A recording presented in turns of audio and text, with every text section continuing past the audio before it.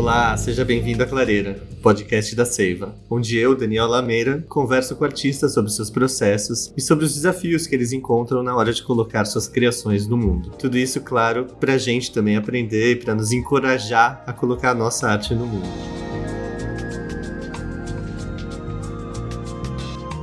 Hoje eu vou conversar com o Cristiano Botafogo e com a Gabriela Biló, duas pessoas maravilhosas. A Gabi é fotojornalista, uma das principais do país, e produziu alguns dos registros mais importantes da política brasileira nos últimos 10 anos. Mais recentemente foi vencedora do World Press Photo, o maior prêmio de fotojornalismo do mundo. Ela também publicou o livro A Verdade Vos Libertará, que saiu pela editora Fósforo, com design do Pedro Inoue, organização minha e participação do pessoal do Medo e Delírio, que é um podcast maravilhoso de cobertura satírica sobre o mundo da política. E a gente, ao contrário da ABIN, descobriu os participantes e chamamos o Pedro Daltro e o Cristiano Botafogo para participar do livro. O Cristiano também é o convidado de hoje. Hoje vão ser duas pessoas. Então ele vem aqui para a Clareira para a gente descobrir mais sobre o seu processo criativo também. Vamos lá? Eles estão chegando.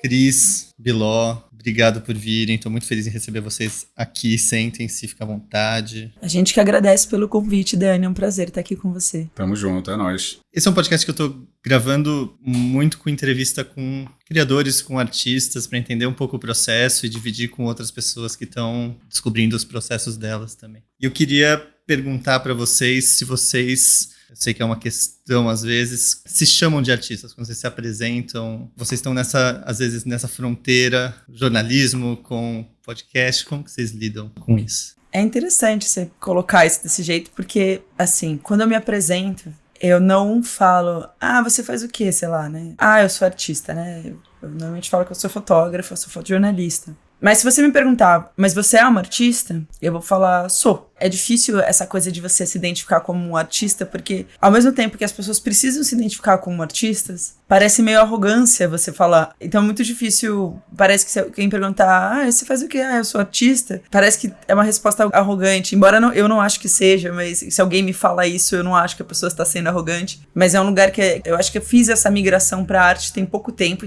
migração de autorreconhecimento, né? Tem pouco tempo. E eu ainda não me apresento assim, eu acho que ainda eu preciso pra eu conseguir me apresentar dessa forma, eu preciso de algumas outras facetas para que eu me reconheça. O que eu faço é a arte, mas para eu me reconhecer como artista, eu acho, logo de cara, assim, para mim mesma, para provar para mim mesma, não para ninguém, eu acho que eu preciso ampliar as facetas do que eu faço, assim. Mas só de você responder já, né, se alguém te perguntar, você é artista, você fala, sou, com essa certeza que você falou assim, acho que já é uma coisa linda dessa transição que você tá fazendo, assim. Acho que é um processo de reconhecimento, né? Eu tenho uma amiga muito querida que é artista plástica e ela sempre se identificou como artista desde os nossos, 19 anos, assim. E eu sempre achei muito bonita, assim. E eu pensei, um dia eu espero poder me chamar assim também. E eu acho que eu venho um pouco dessa inspiração dela, assim, sabe? De achar importante os artistas falarem que são artistas e não terem vergonha de falar que são artistas. Porque significa só que são artistas e não mais que isso, né? Assim, acho que é isso. Engraçado, né, que você começou falando da arte como se fosse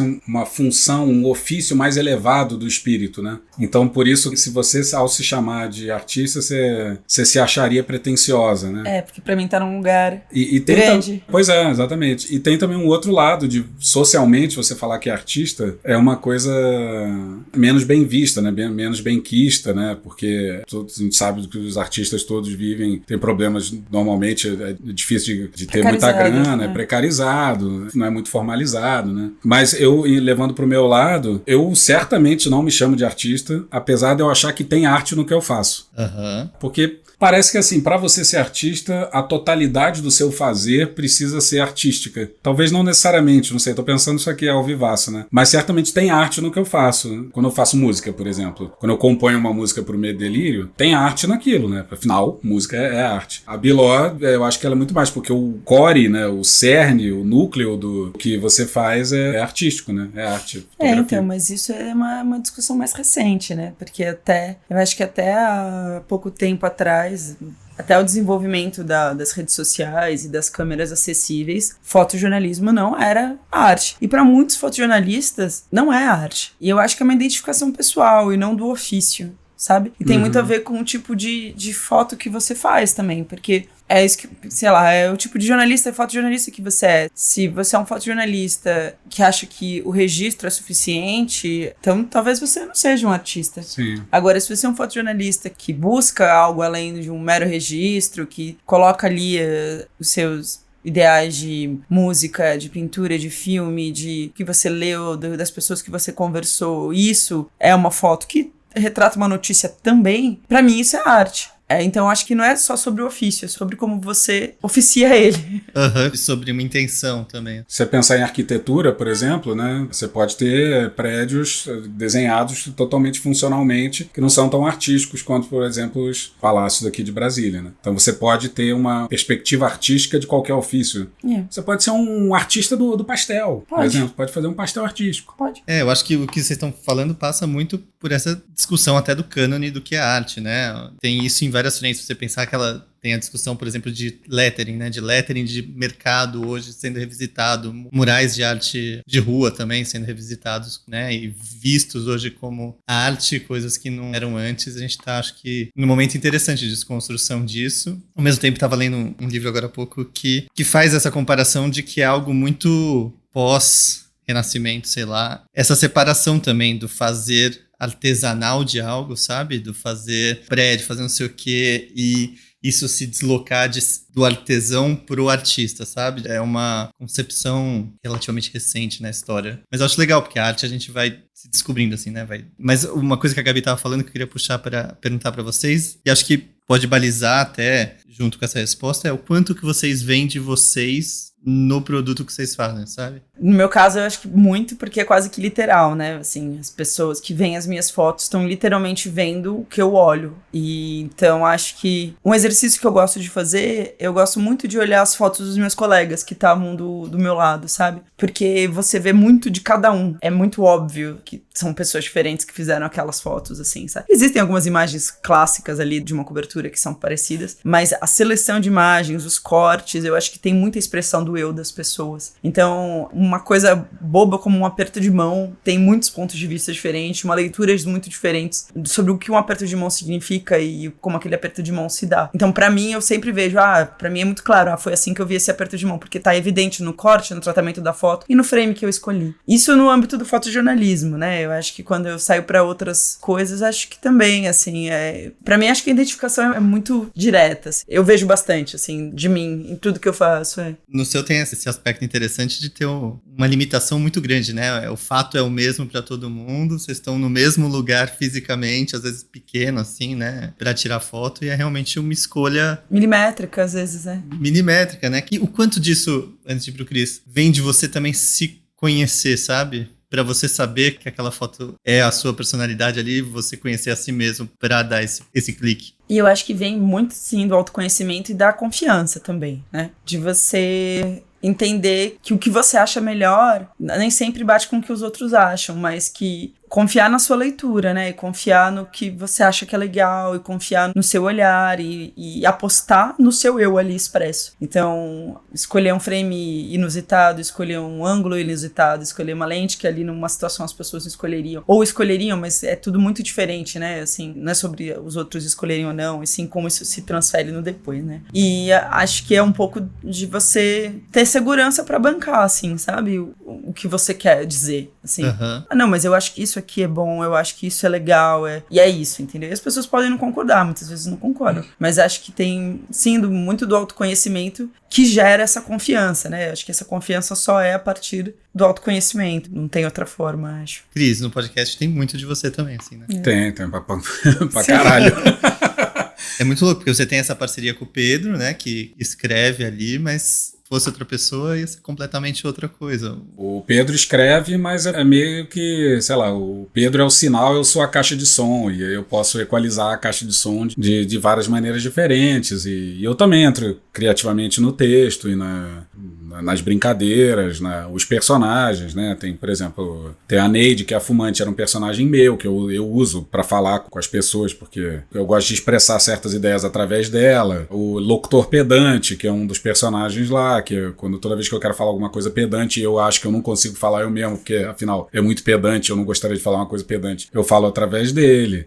As imitações, a parte musical quase toda. Tem algumas coisas do Pedro, sim. Tem algumas coisas de alguns colaboradores. Então tem muito ali, assim. Eu acho que se fosse, por exemplo, se alguém fosse me substituir no Medo e Delírio, ficaria diferente. Seria um outro produto, né? Eu acho que tem muito dali, que é a personalidade do Pedro, o Pedro escrevendo do jeito dele, o conteúdo que ele quer escrever, com as palavras que ele gostaria de incluir, com as citações que ele gostaria de abarcar ali. E tem eu também com todas essas facetas aí que eu mencionei agora. Eu quero te perguntar o que você fazia antes do Medo e Delírio, que às vezes, não sei se todo mundo sabe, porque é isso, como não são duas produções focadas em vocês, né? Muitos artistas têm a própria presença como parte ali de falar de si. Vocês dois não, vocês estão falando ali de política, vocês estão falando de outras, claro, com a visão de vocês, com vocês ali na forma, mas acho que muita gente acaba não conhecendo tanto vocês pessoalmente. E Cris, você cursou música, né? E na minha cabeça, assim, tem muito a ver com o Medo e Delírio, pra mim é muito isso também, sabe? Quase um intérprete de uma letra, né? Assim. Sim, sim. Só que de uma forma completamente diversa. O que você fazia e como que você... Eu gosto muito pretensiosamente de falar que o Pedro é o Chico Buarque e eu sou a Maria Bethânia dele. Foi muito bom. Na minha adolescência e começo da minha vida adulta, eu acho que eu fui músico, porque eu tive pretensões de ser músico profissional, né? Cheguei a entrar na escola de música da Unirio, mas não cursei. Fases atribuladas da pós-adolescência que eu resolvi tardiamente. Aí fiz intercâmbio nessa época, ali um ano depois do ensino médio, e aprendi inglês bem, eu acho. E quando voltei querendo ser tradutor, porque tive uma experiência lá por conta disso. Eu entrei na faculdade de letras e desisti em Teoria da Literatura 2, lembro o momento certinho que eu tava na aula e falei, não, isso aí não dá, não é pra mim. Aí mudei pro jornalismo. Era mais fácil. Mais fácil. Não é porque era mais fácil, porque eu pretensiosamente naquela época queria ter uma formação ampla em humanas. E na época o jornalismo da PUC era muito teórico, então você tinha aula de sociologia, teatro, documentário, cinema, cultura brasileira, antropologia, tinha tudo. Agora tá um pouco mais prático, não que isso seja ruim, mas é só porque não era o que eu queria naquela época. E aí eu entrei porque queria ser tradutor em letras, saí de letras para jornalismo, terminei jornalismo e fui tradutor durante 20 anos quase. Fui tradutor durante muito tempo. Mas sempre assim com esse pezinho no áudio. Cheguei a ter uma empresa ali em 2008, 9, 10. A ideia era trabalhar com narração. Sempre tive esse negócio de voz também, de cantar um pouco, de fazer narração, de brincar com a voz, fazer imitações. Mas isso de brincadeira, não como se apresentando. Não, já tive banda, eu fiz uma trilha sonora, só que instrumental, pra dança, assim, quando eu tinha 20 anos, com um negócio super elaborado, um negócio bizarramente complexo. Mais recentemente apareceu a ideia de fazer o podcast, o Pedro tinha esse blog, aí eu mandei pra ele a proposta, vamos fazer um podcast disso? Ele falou, vamos fazer, e aí estamos aqui hoje, assim, Mas você já visualizava essa forma que o podcast tomou? Você tinha ideia, assim, quando você faz essa proposta pro Pedro transformar o blog em ser algo satírico, em ser algo com várias... Tinha já esse tom no blog do Pedro, e tinha essa noção de que ele seria interrompido pelo que virou, sei lá, vírgulas sonoras depois, já tava um pouco ali em forma embrionária no blog, porque ele usava uns GIFs, assim, entre blocos de texto, para comunicar emoções em relação àquele bloco. Então, às vezes era surpresa, raiva, ele usava uns GIFs famosos na época, nem lembro mais, e eu comecei reproduzindo o blog no podcast. Aí criou-se essa forma que o Pedro tinha sugerido no blog inscrito, né, em áudio. E dali o negócio foi crescendo, obviamente sendo hiperbolizado, e aí virou a loucura, que é o Medo e Delírio, que é uma pessoa falando e sendo interrompida a cada 5 segundos por uma voz de outra pessoa. É muito impressionante, é muito contemporâneo, acho que não tem nada muito que eu consiga comparar o que você faz ali, assim. Muito instigado, e você falando me lembrou tava ouvindo o bate-papo do Augusto de Campos com o Caetano, que teve na Flip. E aí o Caetano musicou um poema do Augusto. E aí acho que eles nunca tinham conversado sobre isso, então eles conversam ali ao vivo nessa mesa. E aí o poema do Augusto concreto, né, todo quebrado, e a música vem vindo de lugares diferentes, a leitura do poema vem vindo de lugares diferentes para emular essa poesia concreta. Então acho que muito interessante essa percepção de como uma mídia escrita vira uma coisa sonora, mantendo e se expandindo em formato, né? Eu acho que é bem por aí, assim, já tinha em uma forma mais pacata, talvez, essa loucura. Isso foi pro áudio, retratando um pouco, espelhando, né, o formato escrito ainda. Até em termos de narração, eu era um narrador mais neutro. Agora a gente tá repostando alguns episódios antigos e a diferença é muito notável, assim. Como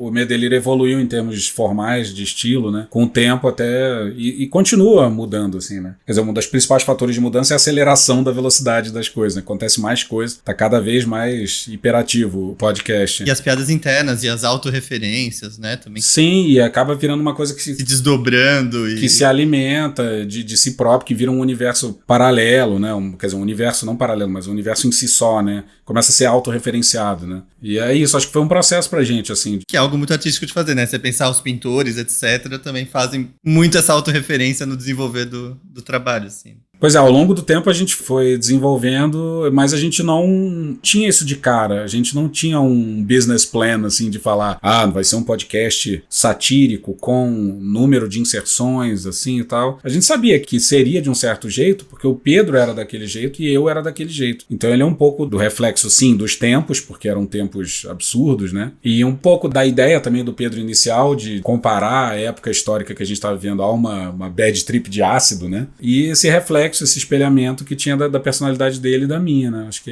tem um composite aí, né? Eu quero voltar um pouco, depois vir no começo do podcast, mas voltar com a Gabi também. Queria entender, acho que a gente nunca falou sobre isso, eu não sei, esse seu começo com fotografia isso ser uma profissão, sabe? Como que você faz essa passagem no livro? Você fala, né, que você conversa com sua mãe, seu pai fala, você pode ser qualquer coisa, mas não pode ser um artista, né? E como que foi esse início de interesse na forma de fotografia e no aprender? Eu acho que eu sempre gostei de imagem, assim. Quando eu era pequena, eu gostava muito de desenhar, eu gostava muito de pintar. Aí eu lembro que eu queria fazer Pan-Americana de Arte. Aí entrei na Pan-Americana de Arte, acho que 13 anos, para cursar artes visuais. E no segundo ano você tinha que escolher entre artes plásticas e design gráfico, design geral, depois você ia para design gráfico, design de publicidade. E aí, basicamente, não teve muita conversa em casa, porque artes plásticas eu não podia fazer. Eu tinha que fazer alguma coisa que desse dinheiro. E aí,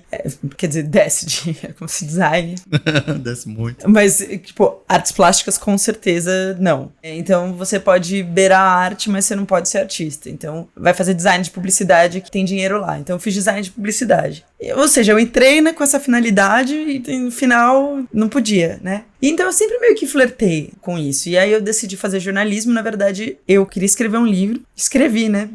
Eu queria escrever um livro e eu queria aprender a escrever melhor. Porque eu achava que as minhas ideias eram muito aéreas e muito bagunçadas. E eu achei que o curso de jornalismo... por que você não fez letras? Porque eu achei que o curso de jornalismo fosse me ensinar a escrever e me comunicar de uma forma melhor e mais objetiva.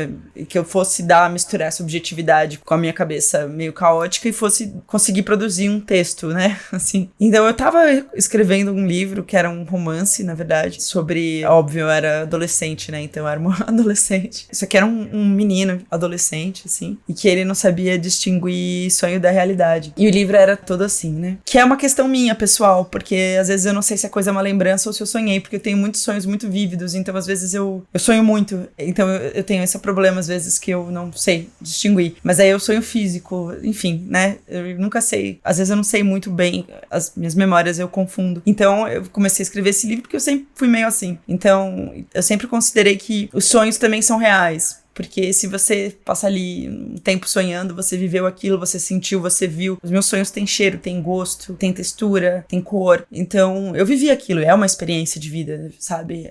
Então, eu sempre considerei os meus sonhos como uma experiência também, né? E, então, sei lá, você já deu um beijo na boca do Brad Pitt? Não, mas poderia ter dado, né? Eu nunca sonhei com isso, mas poderia ter dado. Pra mim seria uma experiência assim. Porque o sonho também é real, faz parte da minha realidade, né? Do construto do meu cérebro. Às vezes reverbera até mais do que... Às vezes você acorda triste, isso estraga seu dia todo. Às vezes você acorda feliz e, sabe? Quantas coisas aconteceram só em sonhos que pra mim estão bem, sabe? E podem ficar nesse contexto que tá tudo bem. Então, enfim, voltando ao livro aí, era meio que a minha...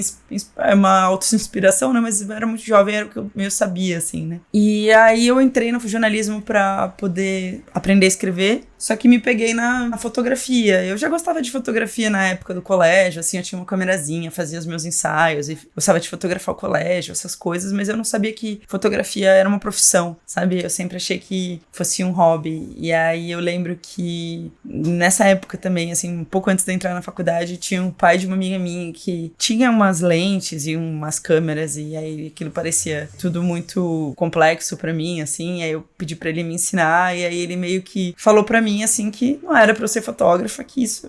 Que não era, falou, foge. Não era pra ser... É o que eu falo quando vem alguém falar sobre ser editora, eu falo, sai, vai embora. Ele foi até um pouco duro, assim, comigo. Ele nunca nem tinha visto nada meu, assim, mas ele falou que não tinha muito futuro naquilo, que não era pra... Ele não era fotógrafo, né? Ele trabalhava, sei lá onde. Mas era uma coisa meio Um hobby dele. É, meio administração. Fotografia era um hobby, mas ele falou pra mim que não tinha como fazer aquilo uma profissão, sabe? Ele tava passando uma frustração, talvez, dele. Eu acho que sim. Em frente. Assim. Hoje eu vejo assim, né? Hoje eu vejo, tipo... Não lembro muito das fotos dele. Eu lembro que eu achei muito bonito na época, né? Sim, mas não lembro, hoje eu não lembro, eram umas conchas e umas pedras, assim, eu achei muito bonito, assim.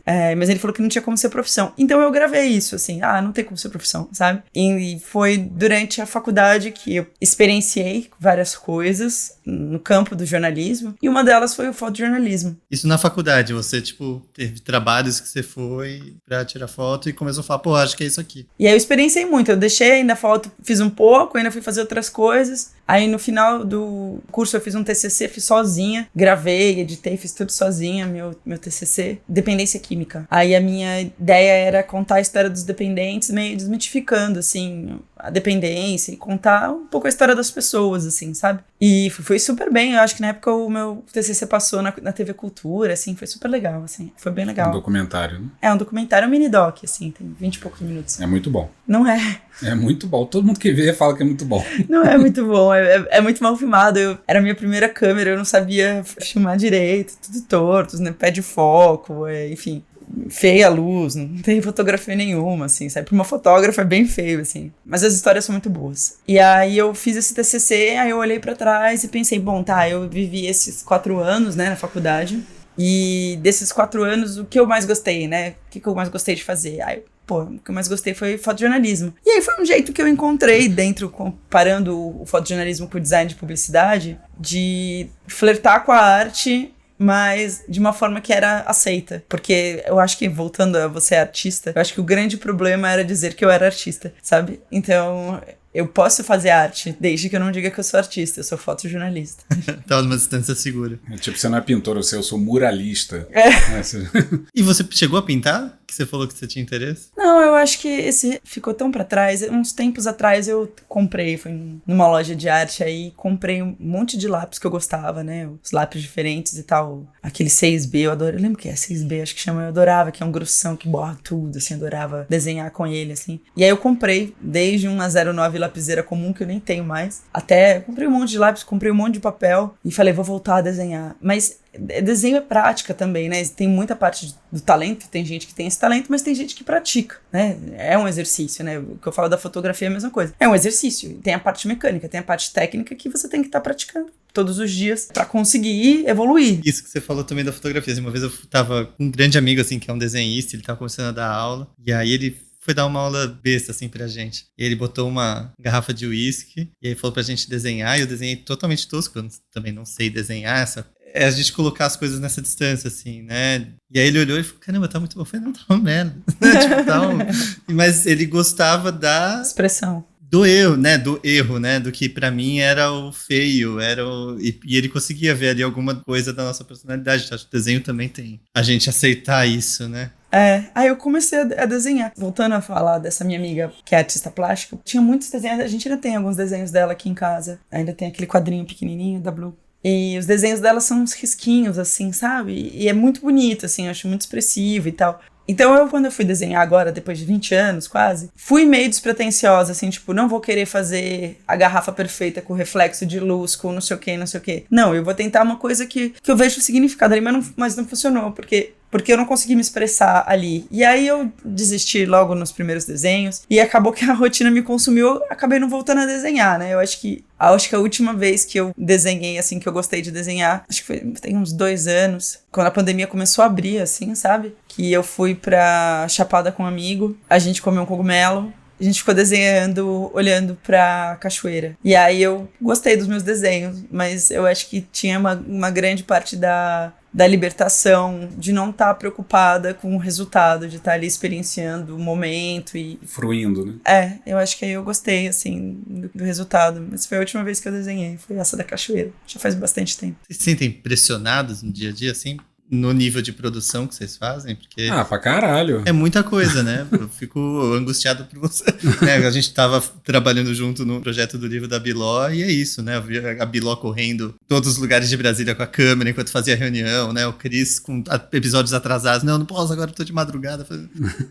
É muita coisa que vocês fazem com essa pressão quase de... É relativo isso que eu vou falar, né? Mas quase uma pressão de salvar o mundo, assim, né? Porque vocês estão lidando com, principalmente nos anos que a gente passou atrás, com um momento muito tenso em que vocês estavam ali na linha de frente, né? Como que essa pressão funciona na produção de vocês? Eu acho que tem duas pressões e uma é mais angustiante do que a outra pra mim. Tem uma pressão que é executora, que é assim, tem coisas como se você tivesse uma lista de afazeres gigantesca. Só que todas são coisas relativamente pequenas e são factíveis, só que são muitas coisas. Então às vezes eu tenho o roteiro, o Pedro me manda o roteiro e eu tenho que cumprir aquele roteiro. Só que por cima dessa função executora tem uma função criativa. E talvez essa seja a pior pressão que um criador assim de conteúdo possa ter, né? Porque você simplesmente repetir uma fórmula, às vezes pode ser trabalhoso, mas é angustiante, porque você não tá... Hoje eu tava conversando sobre isso, falando, eu acho que no começo do Meio Delírio tinha mais música. Teve umas fases assim que eu fazia muita música.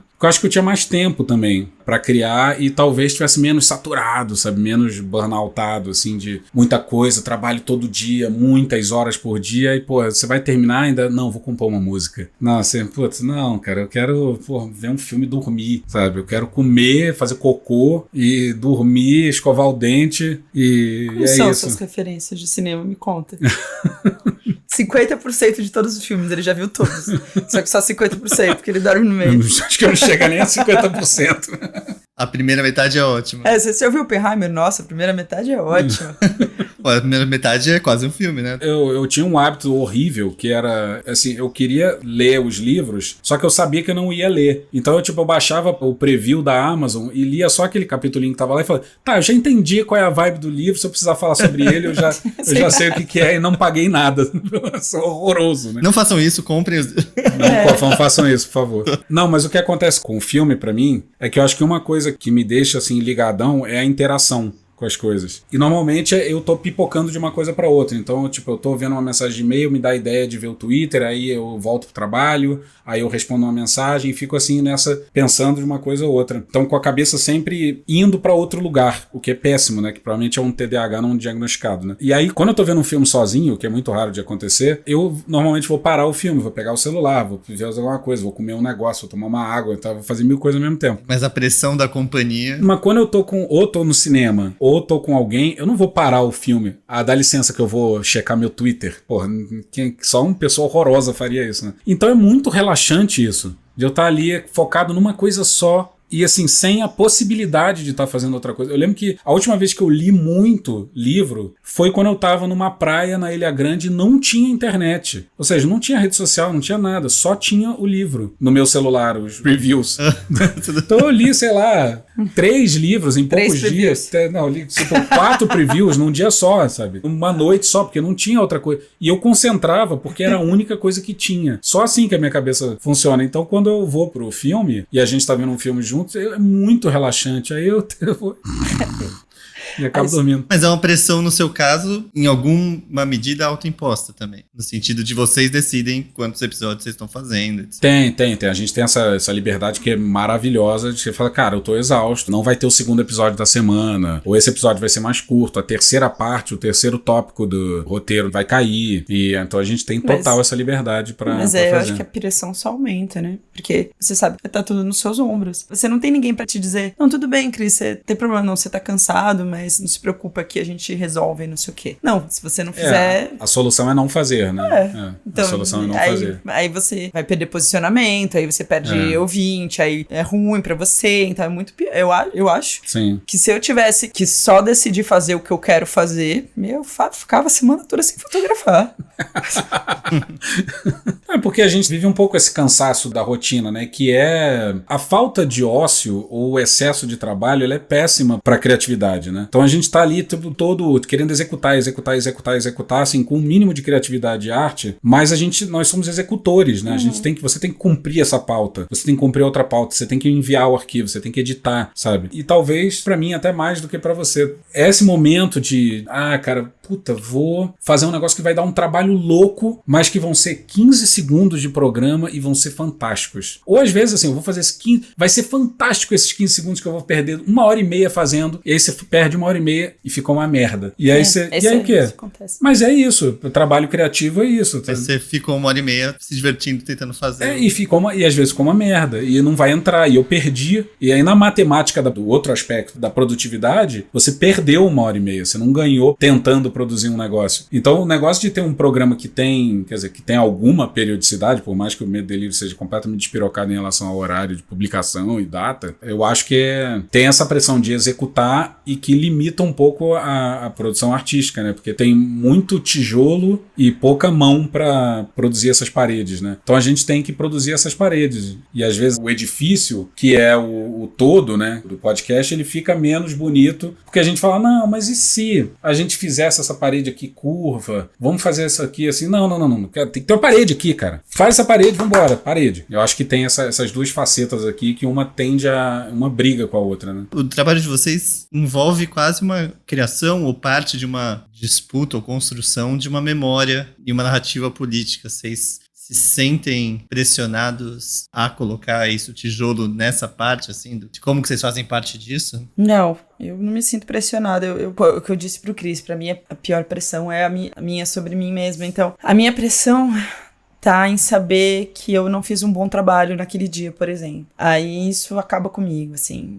Tem coisas que não estão no meu controle, tipo, às vezes eu aposto uma coisa e decido errado. E aí, se eu decido errado, paciência, foi uma decisão, sabe? Acontece. Agora, às vezes eu tô desmotivada, por exemplo, tô cansada, não dormi bem, ou achei que aquilo não era tão importante, depois percebi que era. Isso acontece. E normalmente, quando isso acontece, é falta de preparo, é porque eu não li o suficiente na noite anterior, sabe? É sempre uma coisa de levei de qualquer jeito, assim, um pouco da minha irresponsabilidade, assim, sabe? Aham. É a mesma coisa que faz com que você chegue em coisas muito legais de um lado. Aí eu deixo a desejar pra mim mesma. Aí eu fico arrasado, assim, sabe? E, tipo, hoje não respondi ao que eu sei que eu posso. Que eu acho que é...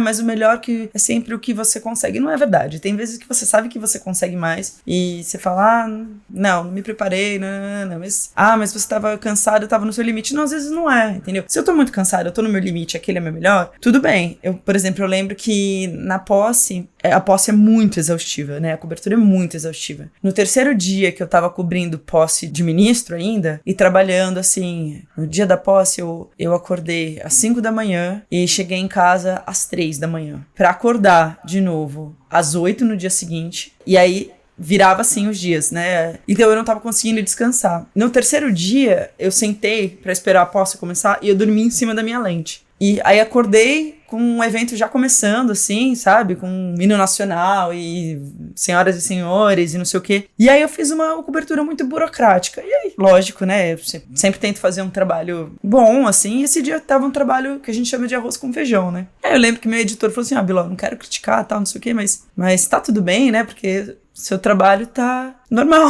assim. Tipo, não tá seu, né? Normal. Seu trabalho tá normal, é ótimo. Básico, né? Tipo, e acho que...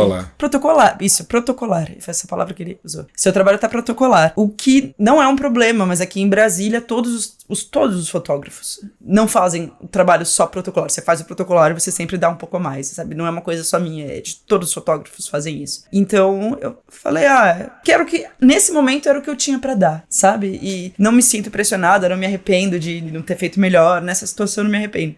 Seria bom se eu tivesse energia? Seria, mas eu não tinha. Não tinha de onde tirar e porque eu dediquei muito nos outros dias, consegui um resultado muito bom e é isso, entendeu? Eu guardei energia para o dia mais importante. Mas outras vezes que você acha que tem... Que eu tenho e que eu escolho, não dá. Aí, às vezes, eu me arrependo. No final do dia, eu me arrependo. Acho que o Cris repara isso quando eu chego em casa, que quando eu chego de bom humor fotografou bem hoje, ou fez fotos legais hoje. Ele fez fotos legais hoje? Hoje eu fiz, tal, não sei o quê. Mesmo que não seja importante, mesmo que às vezes nem vai publicar no jornal, porque é uma história secundária, sabe? Eu olho e falo, pô, hoje eu fiz um trabalho legal e tal, não sei o quê. Mas é isso, essa pressão de saber que eu não tô fazendo o meu melhor, ela é quase esmagadora, assim. É o que me arranca lágrimas no chuveiro, assim, nesse nível, assim, sabe? Por que você acha? Porque é um sentimento que eu tive hoje, assim. Hoje eu tava olhando as fotos do WordPress, né, as que ganharam nos últimos anos, e eu tô me inscrevendo no prêmio, que pra mim é um processo super difícil. Eu tenho crises de ansiedade, porque eu não gosto de prêmios, eu não gosto dos processos do prêmio, mas a sociedade acha que é importante, e se eu quero ter aquelas estrelas sociais pra alcançar as coisas que eu quero alcançar, eu preciso passar por esse percurso que eu acho hipócrita, mas tô lá, entendeu? É uma validação de um olhar que não entende meu mundo, sabe? Várias questões. E eu fui olhar as fotos do WordPress e as fotos são muito maravilhosas, assim. Os trabalhos são muito lindos.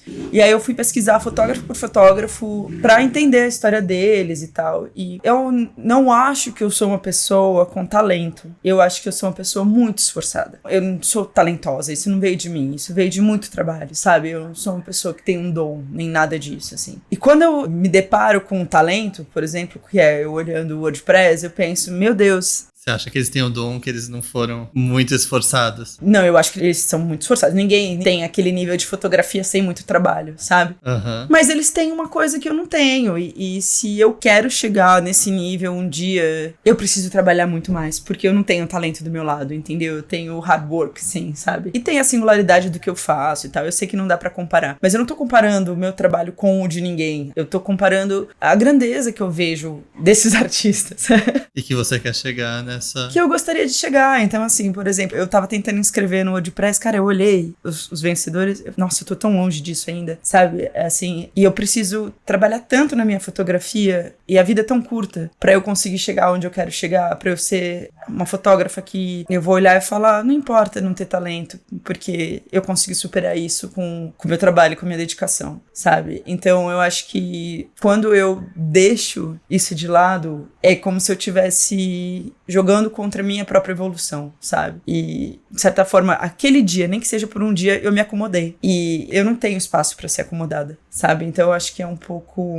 Considerando onde você quer chegar, onde você se vê. Onde eu sei que eu posso chegar. Só que é quase que nem uma dieta, entendeu? Você tem que fazer todo dia, não tem jeito. A gente tá de dieta, por isso que...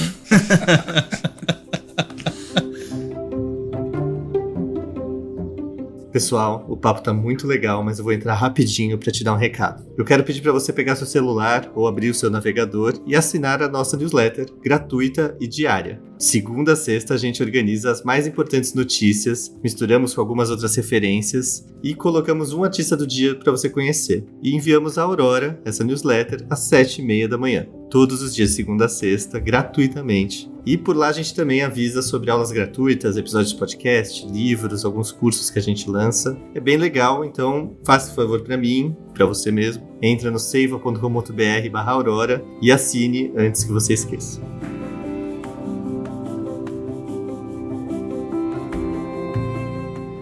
A gente já tá indo pro final, assim, eu queria perguntar pra vocês o que vocês acham, pra vocês fazerem uma pergunta um pro outro, pra vocês, o que vocês acham que o outro deveria falar que não falou sobre criatividade, sobre arte, assim. Vocês já ouviram o outro falar, que vocês querem instigar o outro a... Eu ia fazer um comentário em cima do que você tá falando aqui, que você não tem talento, que é tudo trabalho, assim. Você acha que tudo que você faz é método, é racional, que não tem instinto, né? Porque pra mim talento é isso. É quando você faz uma coisa muito bem de forma instintiva e aquilo flui naturalmente. E eu concordo com você quando, pô, tem uma pessoa, sei lá, tocando violão muito bem, aí fala, ele é muito talentoso. Eu falei, pô, talentoso é o caralho, o cara pratica 10 horas por dia, 8 anos. Talento é o caralho, porra. Então me dá um pouco de nervoso isso. Fala, pô, é muito talentoso porque você tem uma facilidade. Não não tem facilidade, porra. Eu fiz isso durante anos, eu pratiquei instrumento. O cara ficou no piano lá treinando técnica, não sei o quê. Tem pessoas que têm mais pendor do que outros, que têm mais facilidade entendendo aquele subtipo de linguagem. Mas você acha que, da forma como você trabalha, é puramente método racional que você aprendeu, que você não tem pendor nenhum pra... Não é isso. Não, mas eu acho que tudo é um exercício, inclusive a criatividade, né? E a criatividade também tem método, como você... É o que eu falei do desenho. Você precisa exercitar, liberar a sua criatividade, que seja, sabe? E é isso, eu acho que tem muitos exercícios que eu preciso exercitar mais dentro de mim, que eu não me sinto ainda satisfeita com o que eu cheguei, sabe? E não é, por exemplo, quando eu falo a técnica, não é sobre você acertar a fotometria, sabe? Isso, tá, beleza, às vezes eu erro. Não é isso, essa questão, sabe? Pra mim é você exercitar formas diferentes de olhar a mesma cena, de procurar coisas diferentes, de se organizar com o seu tempo e falar, tá, então é isso que eu quero fazer, então eu vou atrás, vou tirar um tempo pra fazer isso, sabe? É curioso, quando você falou sobre desenho, o desenho que te deu esse sentimento foi quando você tava nesse ambiente relaxado e nesse ambiente não rígido, não com essa tensão, assim, de chegar lá. Porque virou um exercício de prazer, né? Existem algumas fotos que eu faço, que eu gosto, que eu falo, essa é uma grande foto, essa é uma foto que faz eu me sentir como artista, essa é uma foto que, se eu conseguisse trabalhar nesse nível o tempo todo... Mas é um exercício, entendeu? É você jogar bem todos os dias, você tem que... Não dá. E tem gente, que é o talento, que tem mais facilidade em abrir essas portas mentais. Isso é do cérebro da pessoa, pode ter a ver com a criação social dela, o contato que ela teve, a afinidade que ela tinha com a câmera, sei lá, os filmes que ela viu na infância, não sei de onde vem, porque eu não tenho isso. Mas é como se as portas no cérebro dessas pessoas fossem mais abertas que a minha, sabe? É como se eu precisasse expandir muito ainda a minha mente, minha forma de ver o mundo, a minha criatividade, a beleza que eu vejo nas coisas, sabe? É como se eu ainda, sei lá, tem tanto pra aprender e é tão pouco tempo, sabe? Eu acho que é mais por isso. Eu acho que tem pessoas que têm esse talento de engolir a vida com mordidas maiores, assim, sabe? Eu acho que eu mastigo muito, entendeu? E vou engolindo. Mas tem pessoas assim... Na hora que sair, você vai se agradecer. Gente, o sistema digestivo de cada um, né? Quando eu olho uma cena, por exemplo... Hoje, um exemplo de hoje. Hoje foi lá, o Lula foi anunciar o Lewandowski do lado do Dino. Antes da cena acontecer, eu já imaginei mais ou menos quando seria que eu daria uma foto que eu ia gostar. Quando seria? Ou na entrada, ou assim que eles entram, porque eles ficam confusos em quem vai primeiro e quem vai depois, e qual a ordem que eles vão entrar na sala. Isso sempre acontece. Mas você já sabia que você queria passar um sentimento... de troca. Porque melhor que isso só se tivessem cadeiras, né? Porque um do Supremo foi pra Justiça e da Justiça foi pro Supremo, né? Então é uma inversão, é um de lá pra cá, assim mesmo. Você normalmente já vai com, ou sente em algum momento, essa mensagem que você tá querendo tirar daquele... A sensação quando você pensa, o Lewandowski vai pra Justiça e o Dino vai pro STF, é tipo, olha só que engraçado. Se você pensa, nossa, que curioso, nossa, como o roteiro do Brasil é interessante, essa é a sensação dessa notícia. A não ser que você chegue lá e esteja um clima tenso, e aí você observe outra coisa, e você vai retratar isso, porque a pauta também, ela muda no meio, né? Às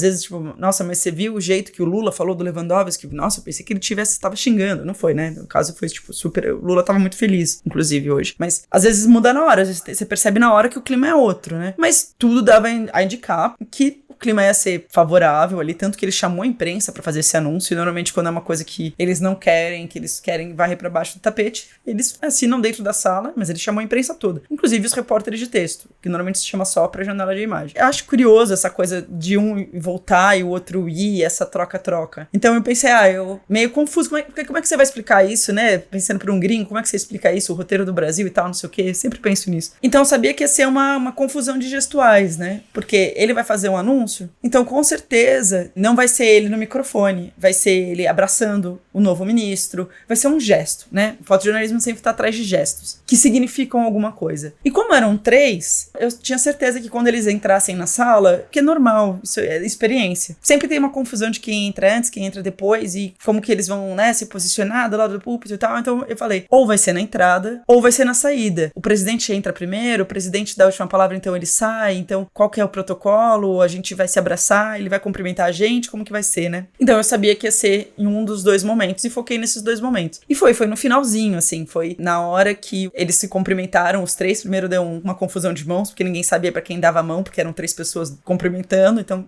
ficou essa confusão de mãos. Aí o Stuckert chamou a Janja pra foto. O Lula puxou o Lewandowski pro lado dele e o Dino abriu um espaço pra Janja entrar no meio deles. E o Lula, tipo, meio que puxou o Dino, tipo, não, os 3 têm que estar juntos, né? Uhum. E aí, nisso que o Lula puxa, o Dino não sabe como se comportar, se ele se afasta pra deixar a Janja entrar. É normal, né, essa confusão. Porque saiu ali do protocolar, aí um sai, aí afasta e puxa e tal, não sei o quê. Aí deu a foto. Aí na hora que começou a dar aquela confusão, eu falei, a foto tá aqui. Então, mas pra isso é muita experiência. E aí no processo... Pô, é demais ouvir a historinha, assim.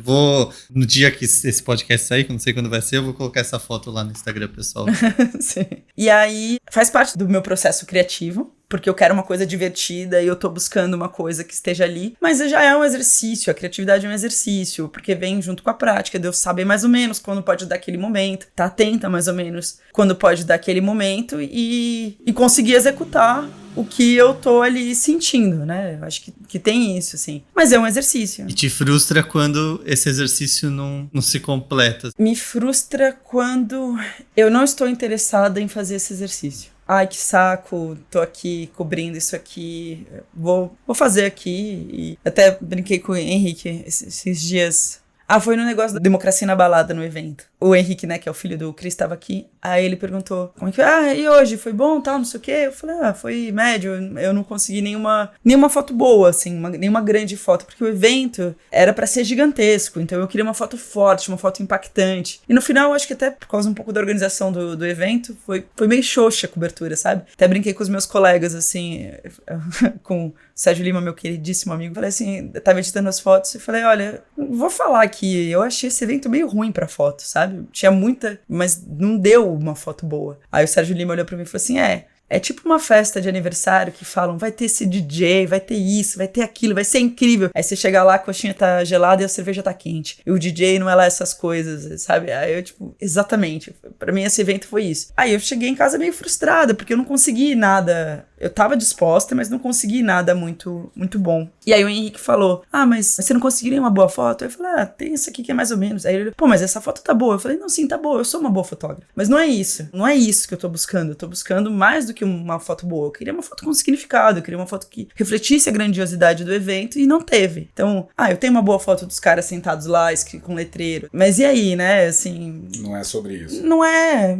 Eu acho que foi meio caótico o evento. Acho que eu não consegui captar nem pro lado negativo, nem pro lado positivo que era o evento, sabe? Então, mas sei lá, isso também não é tanto problema pra mim. Eu fico chateada, mas pra mim é pior quando eu, tipo, sei lá. Porque assim, eu fiz protocolar, assim, eu fiquei um pouco chateada porque eu falei assim, mas eu percebi que o evento tava meio bunda e nem tentei, porque eu fiquei meio desmotivada. Isso me chateia um pouco, assim, quando isso acontece dentro de mim, assim, sabe? Você se pressiona assim nos episódios, Cris? Pô, queria que esse episódio aqui de tal coisa fosse mais foda do que eu consegui fazer, sei lá.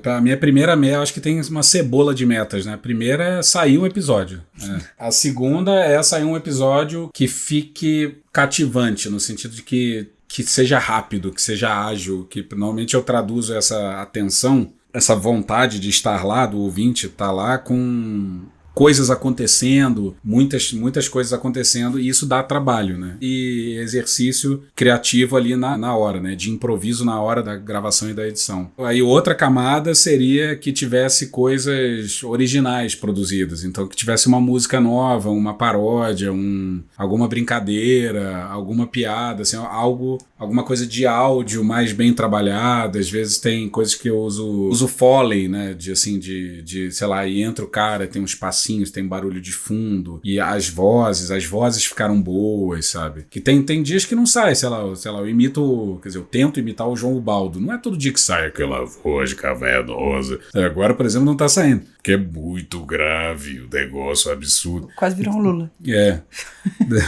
Não, o Lula já seria mais rouco, porque tem mais rouquidão. Mas é grave também. Tem dias que não sai, aí você tem que falar, porra, hoje não tá saindo, mas dá uma frustração. Você fica meio, hoje não foi excelente. Na próxima vamos... Mas não nesse nível que a Gabi chega aí. Não, acho que não. Acho que a Biló se pressiona mais do que eu, assim. Eu acho que eu sou mais, assim, cara, foi o que deu pra fazer hoje. Mas eu fico, assim, até... Porque eu acho que no meu caso é muito uma coisa, assim, de é só uma questão de eu investir mais horas de trabalho e eu consigo compensar, né? O da Biló não, tem uma coisa de momento. É tipo, ela faz um salto com vara. Não tem como ela depois... mas depois aí eu vou devagarinho, subindo mais alguns centímetros. Não tem isso. Você fez as suas 3 tentativas de salto com vara e passou, não passou, entendeu? O dela é mais ali no momento, ela tem um instante de pressão. O meu não, mas uma coisa que eu me faço, que eu não consigo, é mais uma coisa instintiva do que uma coisa de método, é assim, toda vez que eu tenho uma ideia, eu faço. Se eu não tive ideia, tudo bem, eu sigo adiante e não faço a piadola, a coisa assim, a produçãozinha musical. Você não perde a sua ideia. Mas se eu tive a ideia, eu faço. Ai, às vezes eu não faço, eu quero morrer quando eu não faço. Que depois eu vejo que era uma coisa boa, devia ter feito. Imagina que às vezes a ideia dá muito trabalho. Sei lá, o episódio lá em castelhano, que tem toda a abertura. Sim. Eu fiquei, sei lá, 2 horas e meia. Eu não consigo imaginar você tendo a ideia e falar, cara, não, saco, não tive essa ideia, vou ter que fazer agora. O que a gente tá falando? Você para de ter ideia, Gabriela? Era o que isso mesmo? A gente tava cansado no final do ano. Aí eu falei, por que a gente não... E você, para de ter ideia, Gabriela. Eu tenho uma pergunta pro Cris. Você falou do seu começo, da sua carreira musical e tal, e naquele momento era um outro período da sua vida, né? Você foi pra tradução, hoje você tem o Medo e Delírio, você tem uma visibilidade legal, você tem um público legal e tal, não sei o quê. Se você pretende se voltar pra esse lado da música e um pouco dos seus projetos. Adoraria ter, mas não dá tempo, né? Não, volta e meia eu tenho uma ideia, sei lá, eu queria... Sei lá, fazer... Mas são ideias absurdas. Assim, eu queria fazer um disco inteiro de pisadinha, só que só com temas absurdos. Tipo, o cara que pega a avó da mulher, sabe? Só esse tipo de coisa. A sogra que não sei o quê, sabe? Esse tipo de drama romântico, só com esse tipo de ideia absurda e beirando o politicamente incorreto. Mas assim, eu vou executar um negócio desse, isso é um negócio que demandaria tanta atenção. Mas você tem vontade? Eu gostaria de, se eu for um dia, se eu tiver ganhar na Mega Sena e tiver todo o tempo do mundo, aí eu vou perdendo, entre aspas, né? Tempo executando esse tipo de coisa. Mas agora não dá. Mas adoraria fazer mais música, né? Já teve no Medo e Delírio várias músicas que eu fiz, assim, que são músicas boas. Tem o Ano Que Vem, por exemplo, que é ali no meio da pandemia, em 2020, com a consciência de que não teria carnaval em 2021, e aí eu fiz o Ano Que Vem, não vai ter carnaval e tal, e aí fiz um samba que eu acho, tipo, uma das melhores músicas que eu já fiz, e entrou lá no Medo e Delírio e tal. Eu adoraria ter mais tempo, mais energia também, né, porque tem o tempo e tem, se você tá muito pilhadaço com coisa, cara, você fica e você vai e faz, né, mas normalmente, como o dia a dia é muito excruciante, muito difícil, muito trabalhoso, tira muita energia, chega no final do dia e você vai, não, agora eu vou parar não, vou dormir, Até porque a realidade do dia a dia já é muito... Eu tenho muita curiosidade de ouvir suas músicas, além do Medo e Delírio também, que eu já gosto muito delas, então vou... Não são muitas, né? Fazer coro a voz São legais, sim. Da Gabi também, de você separar um tempinho pra se dedicar a isso. Porque, quantos anos está na sua cabeça também, né? Assim, de fazer isso, né? É uma priorizar a gente que vale a pena. Dá pra fazer, tem material pra fazer. E eu gostaria também de fazer coisas novas e pensar, e dá pra fazer muita coisa com humor. Agora uma das coisas que eu tô tentando fazer, que já tô tentando fazer, tipo, desde meados do ano passado, talvez, eu tava querendo voltar a tocar, né? Eu tocava guitarra e violão, eu queria, tipo, tocar ao vivo, né? E tocar ao vivo, não ao vivo, mas tipo, tocar com banda, era um negócio despretensioso. E aí, recentemente, eu comecei a conversar com um amigo aqui de Brasília, o Coaraci, que ficou botando pilha pra gente fazer uma espécie de musical do Medo e Delírio, mas não necessariamente isso, mas seria um musical sobre o Brasil dos últimos... Então é isso que a gente tá anunciando agora, exclusiva. Vem aí. Não, calma. Música. A ideia era ser um musical, meio narração, meio com as músicas do Medo e Delírio, meio com material novo. Eu acho que tem um negócio do processo criativo que eu sempre fiquei cobrando muito do meu processo criativo, que ele tivesse um planejamento prévio. E o que eu vejo é muito assim, eu comecei, eu vou fazer aqui um negocinho. Aí chega no meio desse negocinho, eu falei, e se eu botasse esse negocinho? Aí virou um pouquinho mais. Aí se aqui eu fizesse não sei o que, aí você volta... Tem que fazer, né? Não, você vai fazendo e a coisa meio que vai acontecendo e quando você vê, você tem um negócio gigantesco. Foi tipo livro. Você começa começa a fazer, você dá o chute inicial e acontece uma partida de futebol, entendeu?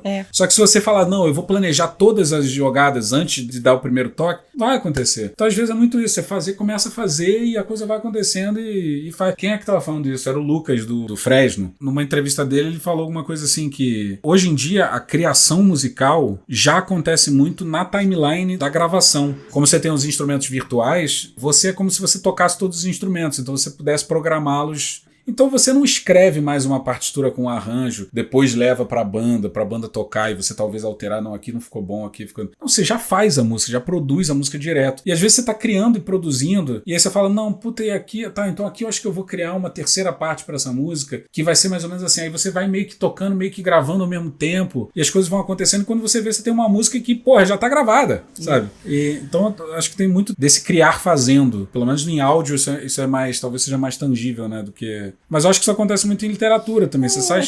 Cinema também. Tudo que você faz, todos os seus projetos, né? Seja do livro, seja exposição, seja, por exemplo, como eu quero lidar com a minha carreira, eu sempre fico impressionada como as pessoas fazem coisas, porque as pessoas fazem coisas, né? É uma loucura isso. A pessoa vai lá e faz a coisa. Aí como é que ela fez? Ela teve que parar pra fazer a coisa, foi assim que ela fez. E então eu acho que eu sempre me impressiono que coisas são feitas, sabe?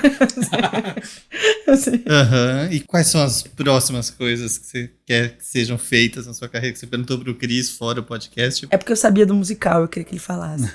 Muito legal, fiquei muito... Mas é só uma ideia, Mas eu acho que é uma ideia que mostra que você tem essas aspirações, que não seja musical, vai ser outra coisa, entendeu? Sim. Tipo, você já começou a caminhar com esse outro lado da sua vida também. Porque agora o Medo e Delírio tá mais estabilizado, mudou o governo, você percebeu que o Medo e Delírio veio pra ficar. Então você tá, tipo, não, tudo bem, então eu posso fazer outras coisas também. Então, se não Branching out. se não for o musical, vai ser outra coisa, entendeu? Sim. Enfim, que eu acho que você tá retomando esse contato com a música dentro de você, que eu particularmente acho muito legal e por isso que eu fiz a pergunta. É malandra essa aí, ó. Que te faz muito bem também isso, sabe? Sim, eu gosto. E te traz mais fomento pro Medo e Delírio também, entendeu? Porque Sim. você tá fazendo coisas É que tudo você... junto, é tudo junto. Exato. É tudo um projeto só, no final das contas. Bom, eu pretendo fazer coisas, que é uma dificuldade minha, porque eu gosto muito do fotojornalismo, porque fiz, acabou, não tem que fazer mais nada. Eu só preciso viver aquele instante. E no instante que eu vivi aquilo, tá resolvido, tá feito. Eu não preciso planejar, então eu acho que até uma resolução quase de ano é que eu vou voltar muito pra mim esse ano do autocuidado e tal. Eu quero fazer coisas, então eu quero planejar além do instante. Porque eu sempre falo, daqui a 10 anos eu não sei se eu quero continuar trabalhando diariamente em jornal, né? Eu acho que gostaria muito de focar em especiais no futuro, né? Mas o que eu tô fazendo pra isso, né? Eu tô só esperando o tempo passar? Se eu só esperar o tempo passar, as coisas não acontecem. Eu tenho que fazer coisas, né? E fazer coisas é sempre o que me impressiona, que pessoas fazem e tal. Você tem o seu musical na sua cabeça? Você vai descobrir. Eu acho que eu tenho uns projetos que eu quero fazer, que eu preciso começar. E não tem ninguém que possa começar eles por mim. As coisas não vão se materializar, elas têm que ser feitas, né? A vida é fazer coisas pra conseguir os resultados que eu quero. Então tem alguns projetos que eu quero fazer, mas aí precisa tempo de pesquisa, tempo de elaboração, tem que ir atrás de patrocínio. Então isso tudo não sou herdeira, né? Não tenho uma grana pra fazer as viagens que eu quero fazer, pra fotografar as coisas que eu quero fazer. Então, esses projetos grandes, assim, tem que ter um patrocínio. Então, tem que ir atrás dessas coisas. Quero levar a exposição pro resto do Brasil. Então, também é uma coisa que precisa ser feita fazendo mesmo. E ninguém... Não vai ser feita. É um fato que tem que ser feito através da feitura. Da feitura, cara. É uma loucura isso. E ninguém vai... Impressionante. E ninguém vai fazer por mim, entendeu? Então eu quero, por exemplo, aprender a mexer com Lei Rouanet. Aí eu aprendo um pouquinho, paro um pouquinho. Mas se eu não aprender, ninguém vai aprender e pôr no meu cérebro, entendeu? Eu não vou ter ninguém que vai fazer isso por mim. Eu tenho que correr atrás das coisas, que nem foi com o livro. Sou eu que tenho que ir atrás. Eu quero fazer um livro. Aí você me mandou um livro, eu falei, pô, se eu quero fazer um livro, eu tenho que começar. Não adianta, tipo, um dia eu vou fazer um livro. Pô, um dia eu vou fazer um livro, não. Tinha alguém que saiba de Lei Rouanet. Exato, assim, Se você sabe de Lei Rouanet, manda um... Então, acho que é um pouco isso, assim. Eu quero conseguir me organizar pra fazer, pras feituras das fazeções. Perfeito. Então, se você que tá ouvindo também quer se programar pra feitura das fazeções, acompanhe a gente no Instagram, a Aurora, que é a nossa newsletter e tudo mais aí da Seiva. Quero agradecer vocês dois por papearem. Papearia com vocês por muito mais horas. Como sempre, né? É sempre muito bom conversar com você, Dani. Obrigada pelo convite, foi uma delícia. Fluiu super bem. E é isso. É pena que, assim, a gente poderia conversar sobre horas, mas eu não tenho certeza se as pessoas iriam ouvir a gente sobre horas. Então mas o que importa é a gente estar feliz. Beijo. Não, mentira. Vocês também importam. Tchau. Beijo, tchau. Beijo.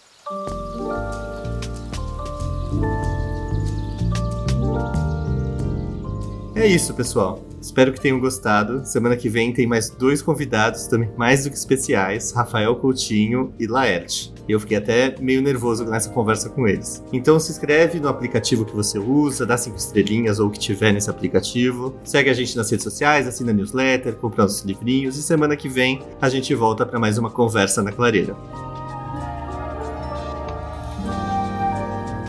Esse podcast faz parte de um projeto maior chamado Seiva, que a gente está desenvolvendo em várias frentes. Além do podcast, tem livros, cursos, newsletter, e você está mais do que convidado para saber mais sobre isso no nosso site, www.seiva.com.br, e também entrar no nosso Discord para conversar tanto sobre esse episódio, quanto sobre qualquer outro assunto que envolva artes e criatividade.